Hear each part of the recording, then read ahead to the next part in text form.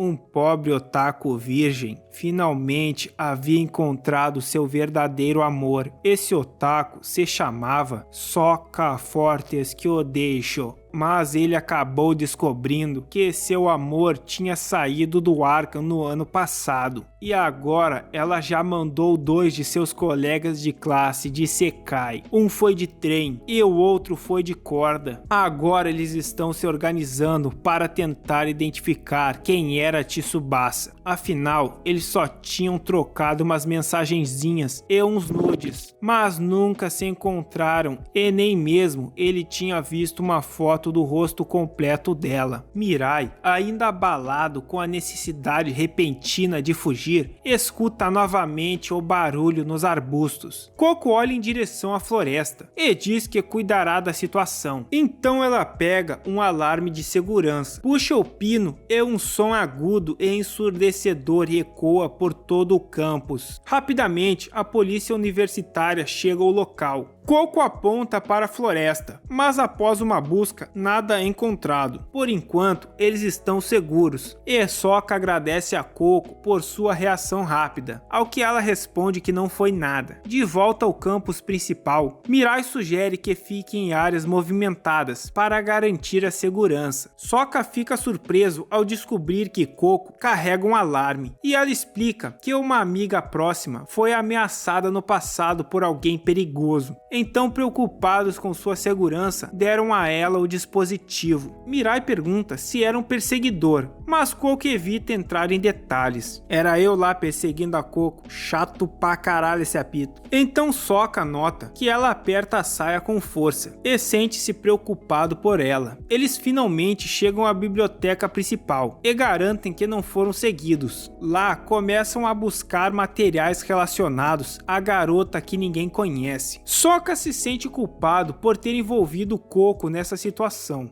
especialmente porque ele foi quem pediu sua ajuda para rastrear uma eliminadora em série. Ele se desculpa e promete retribuir o favor de alguma forma. Coco inesperadamente responde e deixa escapar um "isso não é verdade, você é meu" o que já faz o prota fechar o cu. Mas ela muda de assunto rapidamente, falando com entusiasmo sobre como os 2 campos são separados por um rio. Enquanto procuram mais informações sobre a eliminadora em série, eles encontram uma garota chamada Meito, que Coco parece conhecer bem. Sokka também a reconhece do aplicativo de namoro Anonymous. Então Mirai, em tom de brincadeira, comenta que é bom Sokka não ser popular, ou Meito também poderia ser alvo de Tsubasa. Sokka se surpreende com o fato de Coco conhecer tanta gente, mas Mirai responde que isso acontece quando se conversa com outras pessoas. Coco fala que Meito e ela são boas amigas e até mostra uma foto dela e Meito em uma viagem juntas. Antes de conseguirem acessar mais artigos sobre a eliminadora, Coco recebe uma ligação e se afasta para atendê-la. Do lado de fora da biblioteca, ela conversa com Meito e revela que Sokka e Mirai estão investigando Tsubasa com base no aplicativo Anonymous. Parece haver uma conexão oculta entre Coco, Meito e a própria Tsubasa, o que poderia ser pior do que uma assassina psicopata, talvez 3. Enquanto Coco falava com Meito, ela pensava que tem esperado por todo esse tempo. E depois de desligar, ela pensa que esteve esperando por esse momento há muito tempo, enquanto se questiona o que essa mulher poderia estar escondendo enquanto olha para o celular com o aplicativo Anonymous. Coco retorna e se junta novamente a Sokka e Mirai para continuar pesquisando sobre Tsubasa. Sokka pega um livro sobre crimes juvenis e começa a folheá-lo. Ele parece inquieto, se perguntando se Tsubasa poderia realmente ser a maluca da menina que ninguém viu, e pergunta sobre a ligação de Coco. Ela responde que Meito apenas queria saber mais sobre ele, já que o havia encontrado no aplicativo de namoro. Enquanto examina o livro, encontram exatamente o que procuravam: um artigo detalhado sobre a garota que ninguém conhece. Há 5 anos, uma série de eliminações ocorreu em um distrito de Tóquio. As vítimas foram mandadas para Isekais de formas brutais e evidentes. como por fogo, água e faca. Uma caçada foi organizada para capturar a eliminadora, mas ela continuava mudando seus métodos, frustrando qualquer tentativa de rastreá-la ou estabelecer um padrão de comportamento. A situação ficou ainda mais sombria quando a eliminadora começou a fazer suas vítimas desaparecerem, manipulando e coagindo uma colega de classe para usá-la como escudo. Ah, quer ver que a Coco que era essa menina que foi usada? Eu aposto meu rim direito nisso. Aos poucos, a eliminadora eliminava os colegas ao seu redor, tornando-se cada vez mais difícil de identificá-la. Nenhum dos envolvidos tinha noção do que acontecia. Para complicar ainda mais as investigações, a eliminadora lançou uma ambiciosa campanha de desinformação, espalhando confusão entre a população. A estratégia foi tão complexa e eficaz que a polícia descartou crianças como suspeitas, arruinando qualquer chance de capturá-la, pois parecia até o trabalho de múltiplos assassinos. Ixi, tenho certeza que era a Coco que foi usada. A única forma dela ter certeza que descartar a possibilidade de ser uma criança tornaria impossível de encontrá-la seria se ela soubesse quem era. Sokka fica sem palavras. Tsubasa deve ser uma eliminadora astuta e traiçoeira. Pô, isso é meio óbvio, né, mano? A Coco então mostra a eles a revista, que contém uma foto de vários suspeitos no final da investigação. Os olhos das pessoas na foto estão borrados, e Sokka não consegue identificar ninguém com certeza como Tsubasa. No entanto, ele nota uma pinta familiar em uma garota, mas por mais que tente, não consegue lembrar exatamente quem ela é. Ah, e se fosse múltiplos eliminadores eliminando a galera, fazendo um duelozinho saudável? Nesse caso daria para chegar à conclusão de que era um grupo, pois eram múltiplos eliminadores agindo, porém cada um de forma independente. Sokka pede para ver algumas anotações de Coco, mas acaba encontrando um teste de amor de uma revista adolescente. Coco, constrangida, tenta explicar que estava olhando por curiosidade e para ajudar uma amiga. Mirai intervém, chamando Sokka de esquisito por mexer nas coisas dos outros sem permissão, lembrando que isso é muito rude. A biblioteca desperta nostalgia em Sokka, pois foi ali que ele recebeu o primeiro pacote de biscoitos de Tsubasa, meses atrás. Ele olha para a prateleira, onde o pacote estava, mas fica horrorizado ao ver palavras escritas com sangue. Você gostou dos biscoitos? Ao lado, um novo pacote de biscoitos permanece intacto. Sokka então fica paralisado de medo. E de repente chega alguém por trás, o abraçando por trás enquanto sorri.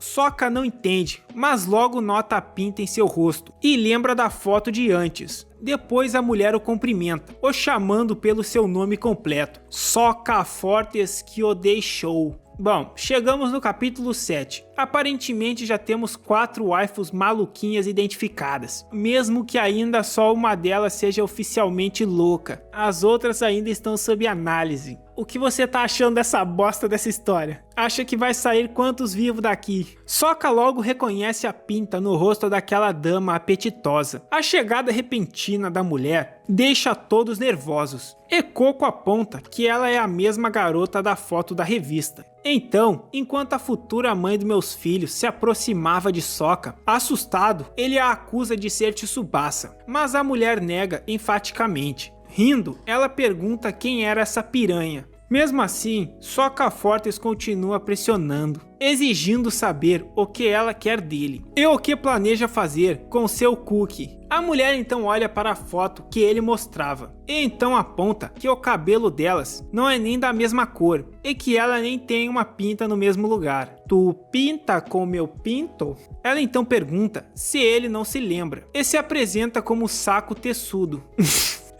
Só nome foda nesse squad. Ela mostra seu celular falando que ela era uma das garotas com quem Sokka combinou no aplicativo Anonymous. Finalmente, ele se lembra dela. Saco explica que estava curiosa sobre o tipo de pessoa que Sokka Fortes era, mas que não pôde evitar ouvir a conversa sobre a garota que ninguém conhece. Isso chamou sua atenção. Ela revela que estava envolvida nesse incidente com a garota que ninguém viu, porque ela foi uma vítima daquele caso anos atrás. Coco pergunta se então ela conseguiria identificar a bandida. Masako Tetsudo diz que embora não saiba o nome exato da eliminadora, Sako afirma que consegue reconhecê-la pelo rosto, ou pelo menos conseguia há 5 anos. Então ela chega bem pertinho do ouvidinho de Sokka e diz: vira membro, vagabundo. Corada, ela diz que era isso mesmo. Ela foi colega da garota que ninguém conhece. Ela conta que também está investigando a eliminadora. E Sokka se pergunta se pode confiar nela. Eu tenho um lema: nunca confie numa dama com um belo par de peitos. Percebendo que ele ainda não estava convencido, Sako mostra a ele uma fotografia dela com seu professor. Alguém que ela valoriza muito, mas que foi dissekai pela garota que ninguém conhece. O prota mostra as fotos da Tsubasa, mas Sako não era capaz de dizer se era ela, até porque o rosto da Tsubasa estava coberto sempre. Ele pergunta se ela tem suspeitos de quem a eliminadora possa ser. Masako explica que com o tempo passando, a aparência da culpada pode ter mudado bastante, e ela pode até mesmo ter trocado seu nome. No entanto,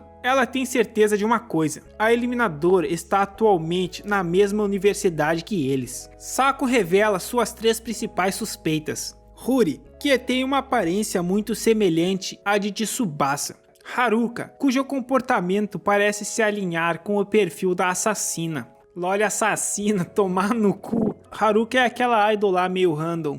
E por fim, Meito Eitu, que com o uso inteligente de maquiagem, poderia facilmente mudar sua aparência para se passar por Tsubasa. Coco imediatamente defende Meito, mas Sokka percebe que ela está agindo de forma mais ansiosa e agitada do que o normal. Sako pergunta a Sokka quem ele acha que pode ser Tsubasa, e ele aponta para Huri, cujas roupas são quase idênticas às que a Tsubasa usava. A Coco fala que não poderia ser a Meito, e rindo, Sako responde que só está falando as possibilidades. Mirai menciona que conhece um cara que é próximo a Huri, e ele se oferece para fazer contato. Então Mirai sai da biblioteca para fazer a ligação, enquanto Coco, com uma cara de maluca, diz que eles deveriam pegar mais livros, e pergunta se Sako poderia ajudá-la com isso. Sokka questiona se Huri poderia realmente ser Tsubasa, especialmente depois de esbarrar nele mais cedo. Porém, Sokka recebe uma mensagem que deveria ser de Mirai, mas para seu horror, percebe que é de Tsubasa. Na mensagem, Tsubasa pede desculpas por dizer coisas cruéis antes, e até por eliminar aquelas pessoas. No entanto, ela afirma que pelo menos uma coisa foi certa: fazer Nishida pegar o trem. Ele era chato demais, nunca deixava o like nem comentava nada. Segundo Tsubasa, isso fez com que Sokka começasse a levá-la mais a sério. Desesperado, Sokka corre para fora da biblioteca e encontra Mirai caído no chão, ensanguentado. Esse foi esburacado. Ele tem vislumbres do rosto de Mirai enquanto grita em desespero. O grito chama a atenção de Coco e Sako, que chegam ao local e veem Mirai inconsciente no chão. Coco pergunta o que aconteceu, enquanto Sako sugere chamar uma ambulância imediatamente. Mas em vez disso, Sokka se culpa por arrastar Mirai para essa confusão. Mirai era a única pessoa que se importou em ser amigo dele, um verdadeiro milagre. Não sei não, acho que o Mirai é capaz de ser maluco também. O Sokka forte só atrai maluco. De repente, Sokka ouve passos vindo do 2º andar. Ele vê uma sombra no corredor e acredita que deve ser Tsubasa. Sem pensar, ele deixa Coco cuidando de Mirai e corre para o 2º andar. Ele segue a figura misteriosa pelos corredores até entrar em outra sala da biblioteca, mas a sala está vazia. Ele vagueia por ali e acaba voltando ao mesmo lugar onde estava pesquisando antes. Quando retorna à prateleira onde Tsubasa havia deixado os biscoitos anteriormente, percebe que as mensagens de sangue e as fotografias desapareceram. No lugar delas está o celular de Mirai, exibindo uma mensagem perturbadora de Tsubasa. Ele lê a mensagem em voz alta. Então, Sokka, você deu uma boa olhada no Mirai? Eu estou trabalhando tanto por você, Espero que agora você tenha olhos pra mim, seu bobinho. Ela até meteu um emoticon. Sokka murmura para si mesmo que tamo fudido e que aqueles biscoitos nem eram tão bons assim. Coco finalmente o alcança e avisa que a ambulância está a caminho. Sokka mostra a mensagem que Tsubasa deixou, mas Coco sugere que eles saiam dali imediatamente. Então eles se reúnem com Saco e observam enquanto os paramédicos levam Mirai em uma ambulância. Ele vai ficar bem? Sim, claro, só foi uma facadinha de leve, nada muito sério. Saco aproveita o momento para alertar Sokka sobre Coco, falando para tomar cuidado perto dela. Ela admite que desconfia dela também e mostra uma foto que tirou dos três na floresta. Na imagem é possível ver que Coco estava em uma chamada durante todo o tempo. Só tem louco aqui. A mais normal é que estava escondida nos arbustos tirando foto. Tamo fudido. Sokka mal consegue acreditar, mas não está totalmente surpreso. Ele mesmo admite que tem sido ingênuo. Saco confessa que era a pessoa os espionando mais cedo, mas que começou a suspeitar de Coco ao notar o comportamento estranho dela. Ao dar zoom na mão de Coco, viu que ela estava em uma ligação ativa. Isso levanta a hipótese de que Coco pode ter um cúmplice, possivelmente Meito Eitu. Saco aponta que seria impossível posicionar os biscoitos e a mensagem na prateleira sem saber que Sokka estaria na biblioteca naquele momento, mas um cúmplice tornaria isso viável. Quando Sokka fala sobre a pessoa que ele estava perseguindo no segundo andar, Saco pede para ver a mensagem no celular. Depois de descobrir que Coco o alcançou poucos momentos após ele encontrar o telefone, ela sugere que Coco pode ter colocado o celular lá enquanto ele corria atrás da sombra misteriosa. Muita lore, mano, já tô perdendo a linha de raciocínio. No entanto, Saco ainda não consegue compreender completamente o objetivo por trás de tudo isso.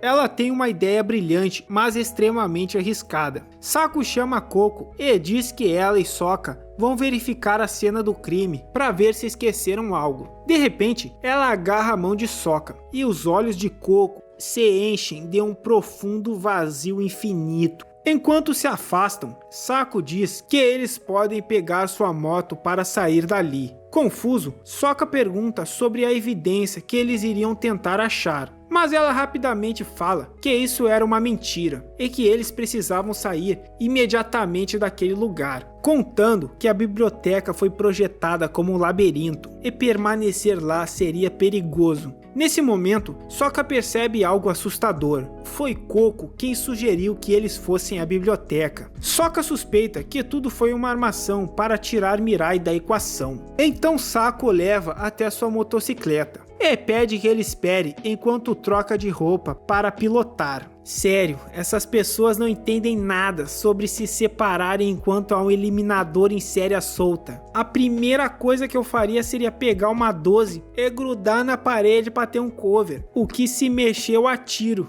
Sokka ainda tem dúvidas sobre confiar em Saco Tesudo. Mas vamos lá, ele está em dúvida até se deixou de ser gay. Agora a única coisa que ele tem certeza é que quer ver uns vídeos do Kazu antecipados, já que é membro do canal. Enquanto isso, o Prota reflete sobre a possibilidade de Coco ser Tsubasa. Mas eu acho que não é ela não, porque Tsubasa estava respondendo as mensagens ao mesmo tempo que Coco estava junto com ele. Milagrosamente, Saco retorna viva e juntos eles partem, enquanto ele dá aquela sarrada nela por trás. O plano de Saco é ir à polícia, já que embora Coco tenha afirmado que ligou para eles, nenhum policial apareceu. Polícia só para capturar quem não pagou pensão. Além disso, enquanto chamava a ambulância, Saco viu Coco mexendo nas roupas de Mirai.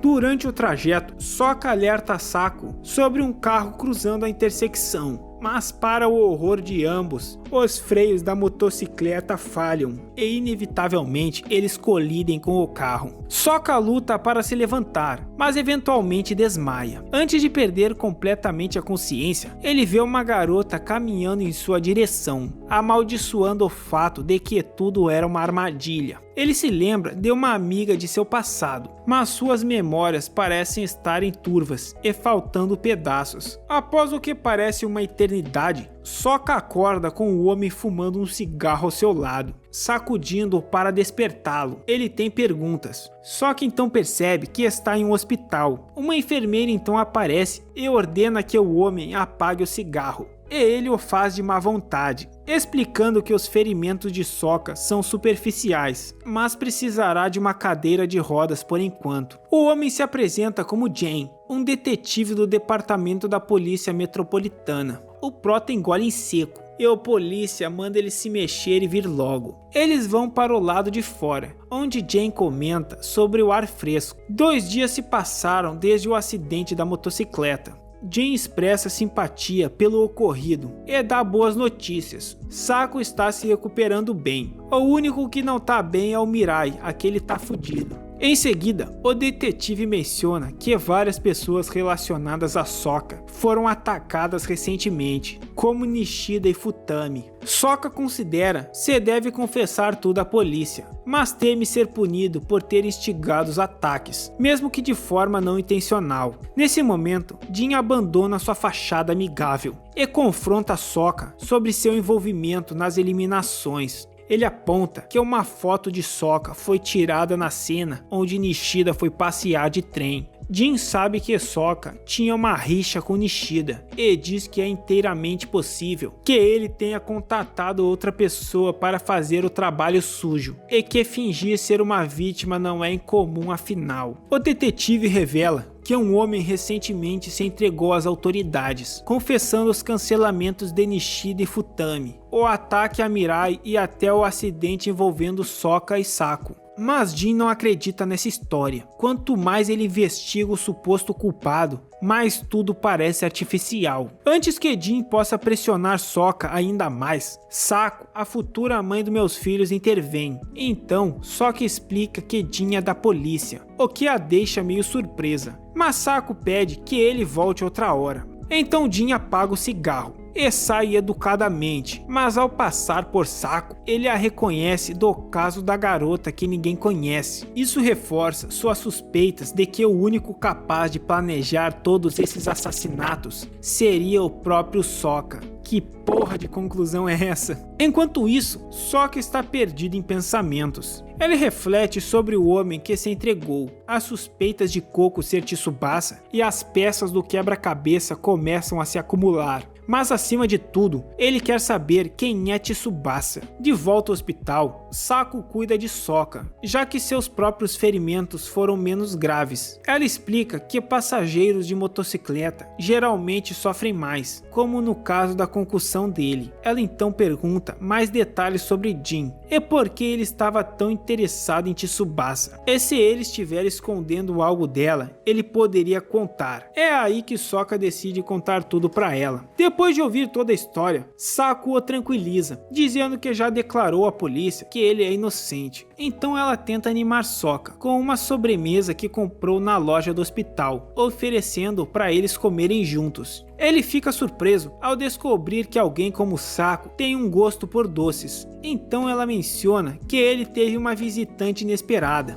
Haruka, a idol da universidade. Ela diz que ficou muito curiosa, então foi questioná-la. Aparentemente, Haruka relatou o acidente à polícia, mas sua visita ao hospital foi puramente por obrigação. Saku pergunta se Sokka é amigo de Haruka, mas ele nega, embora já tenha falado com ela antes. Em seguida, ele procura pelo celular, já que pode conter novas mensagens de Tsubasa. Então Saku se oferece para ajudá-lo a pegar seus pertences na recepção, falando para ele que ela pode levá-lo na cadeira de rodas. Porém, ele fala que isso não era necessário. Ao chegarem na recepção, a enfermeira devolve a Sokka sua carteira e identidade, mas o telefone dele não está entre os itens. Em vez disso, o telefone de Mirai é que está lá. Ele fica confuso, se perguntando se seu celular pode ter caído durante o acidente ou se a polícia o pegou. Saku percebe que ele está perdido em pensamentos, e ele explica que o telefone em suas mãos não é o dele, mas sim o de Mirai.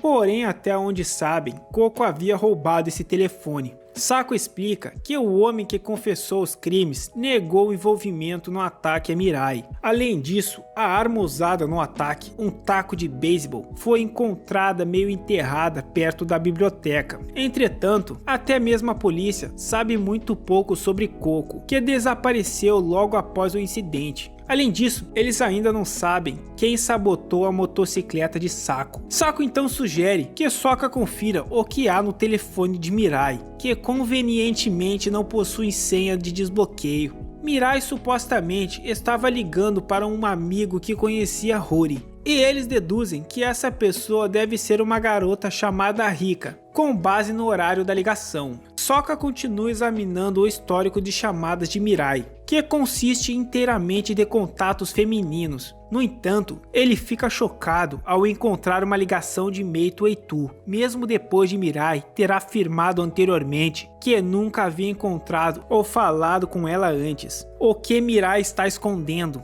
Eu sabia que esse cara era cúmplice de alguém. Tô falando, pô. Só sei que a Tsubasa tá que nem Death Note, só no delete. Muito obrigado aos membros que assistiram essa porcaria com antecedência. É isso, deixa o like e comenta alguma coisa aí pra ajudar no engajamento. Fui. Fé nas maluca.